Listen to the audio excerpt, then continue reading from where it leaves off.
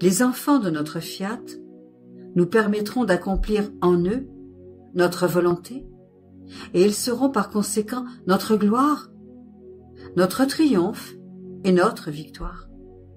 Ils seront nos enfants véritables, qui non seulement porteront notre image, mais la vie du Père Céleste lui-même, qui demeurera en eux comme leur propre vie. Ces enfants seront notre vie, nos cieux et nos soleils. Oh, comme nous prendrons plaisir à créer en eux des vents qui soufflent l'amour et des mers qui murmurent « Je vous aime, je vous aime ». Nous trouverons tout en eux. Il n'y aura plus de différence entre le ciel et la terre. Ce sera pour nous une seule et même chose, soit que nous les gardions avec nous dans le ciel ou avec nous sur la terre. Par conséquent, chéris la chose qui devrait te préoccuper le plus, vivre dans notre volonté. Notre amour trouvera son repos, sa délivrance et sa paix en toi, ainsi que le commencement de notre bonheur sur terre, dans le cœur de la créature. Notre volonté sera constamment sur toi, pour faire grandir en toi notre vie. Notre amour t'enverra sa brise continuelle, pour t'aimer toujours d'un amour nouveau, et recevoir le tien comme une expression et un retour de son amour. Après quoi, mon bien-aimé Jésus ajouta, avec une tendresse si indicible que j'en avais le cœur brisé. Ma bonne fille, si tous savaient ce que je te dis concernant tout ce que ma volonté fait avec la créature, et comment elle vit avec elle, ils se jetteraient tous dans ses bras, sans jamais plus la quitter. Tu dois savoir que ma volonté est comme une vraie mère pour la créature. Elle la crée de ses mains, elle la conçoit dans son sein maternel, et elle ne la laisse jamais seule, pas même un seul instant dans ce sein maternel, comme à l'intérieur d'un lieu sacré. Ma volonté forme la créature, lui donne l'usage de ses membres, elle l'élève avec ses souffles, lui donne sa chaleur, et après l'avoir bien formée, elle lui donne le jour, mais elle ne la laisse jamais seule. Mieux qu'une mère, elle plane toujours au-dessus d'elle, pour veiller sur elle, l'aider, lui donner le mouvement, l'articulation de ses membres, le souffle et les battements de cœur. Et lorsqu'elle grandit, elle lui donne l'usage de la parole, des pas pour ses pieds. Il n'est rien que puisse faire la créature que ma volonté ne fasse avec elle, pour lui donner le plein usage de la vie humaine. Par conséquent, le principe de la vie humaine, de l'âme comme du corps, est formé entièrement par ma volonté, qui demeure dans la créature comme dans son refuge, pour lui donner la vie éternelle.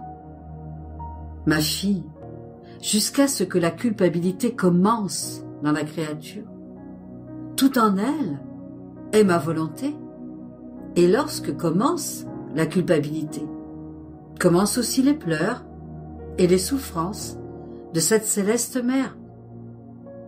Oh, combien son enfant lui manque, mais elle ne le quitte pas. Son amour la tient liée à la créature pour lui donner sa vie.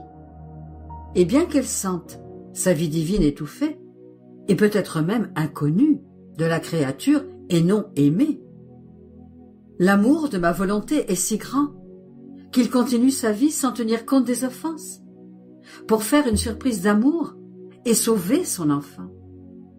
Notre bonté et notre amour sont si grands que nous utilisons tous les moyens pour sortir la créature de son péché, pour la sauver. Et si nous ne réussissons pas durant sa vie, nous faisons une dernière surprise d'amour au moment de sa mort.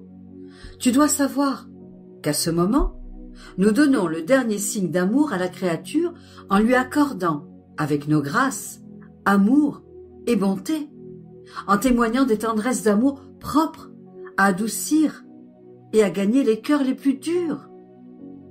Lorsque la créature se trouve entre la vie et la mort, entre le temps qui est sur le point de finir et l'éternité qui est sur le point de commencer, presque dans l'acte de quitter son corps, ton Jésus se fait voir, avec une amabilité qui ravit, avec une douceur qui enchaîne et adoucit les amertumes de la vie, spécialement en ce moment extrême. Puis, il y a mon regard. Je la regarde avec tant d'amour pour faire sortir de la créature un acte de contrition, un acte d'amour, un acte d'adhésion à ma volonté. En ce moment de désillusion, en voyant, en touchant de ses mains combien nous l'aimions et l'aimons encore, la créature ressent une si grande souffrance qu'elle se repent de ne pas nous avoir aimés. Elle reconnaît notre volonté comme principe et accomplissement de sa vie et, en satisfaction, elle accepte sa mort pour accomplir un acte de notre volonté. Car tu dois savoir que si la créature n'accomplissait pas même un seul acte de la volonté de Dieu, les portes du ciel ne s'ouvriraient pas. Elle ne serait pas reconnue comme héritière de la patrie céleste, et les anges et les saints ne pourraient pas l'admettre parmi eux. Et elle-même ne voudrait pas entrer, étant consciente que cela ne lui appartient pas. Sans notre volonté, il n'y a ni sainteté ni salut.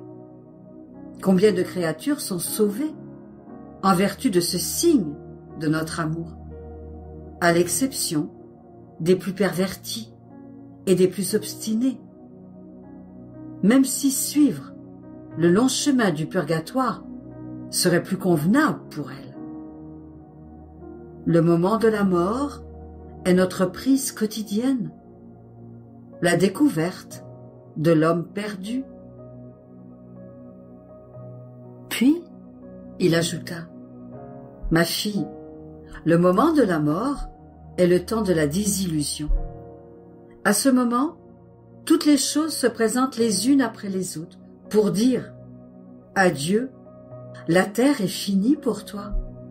Maintenant, commence l'éternité. » C'est pour la créature comme si elle était enfermée dans une chambre et que quelqu'un lui dise « Derrière cette porte, il y a une autre chambre dans laquelle se trouve Dieu, le ciel, le purgatoire, l'enfer, en somme, l'éternité. » Mais la créature ne peut voir aucune de ces choses. Elle les entend affirmées par d'autres, et ceux qui les lui disent ne peuvent pas les voir non plus, de sorte qu'ils parlent presque sans même trop y croire, sans accorder beaucoup d'importance au fait de donner à leurs paroles le ton de la réalité, comme quelque chose de certain. Alors, un jour, les murs tombent et la créature peut voir de ses propres yeux ce qu'on lui avait dit avant. Elle voit son Dieu et son Père qu'il aimait d'un grand amour. Elle voit les dons qu'il lui a faits, un par un, et tous les droits d'amour qu'elle lui devait et qui ont été brisés. Elle voit que sa vie appartenait à Dieu et non à elle-même. Tout passe devant elle. Éternité, paradis, purgatoire et enfer, la terre qui s'en va, les plaisirs qui lui tournent le dos. Tout disparaît. La seule chose qui lui reste présente dans cette pièce au mur abattu, l'éternité. Quel changement pour la pauvre créature! Ma bonté est si grande voulant sauver tout le monde, que je permets la chute de ces murs lorsque les créatures se trouvent entre la vie et la mort, au moment où l'âme quitte le corps pour entrer dans l'éternité, afin qu'elle puisse faire au moins un acte de contrition et d'amour pour moi, en reconnaissant sur elle mon adorable volonté. Je peux dire que je leur donne 1 heure de vérité, afin de les sauver. Oh, si toutes connaissaient les industries d'amour que j'utilise au dernier moment de leur vie, pour les empêcher d'échapper à mes mains plus que paternelles, elles n'attendraient pas ce moment. Elles m'aimeraient toute leur vie.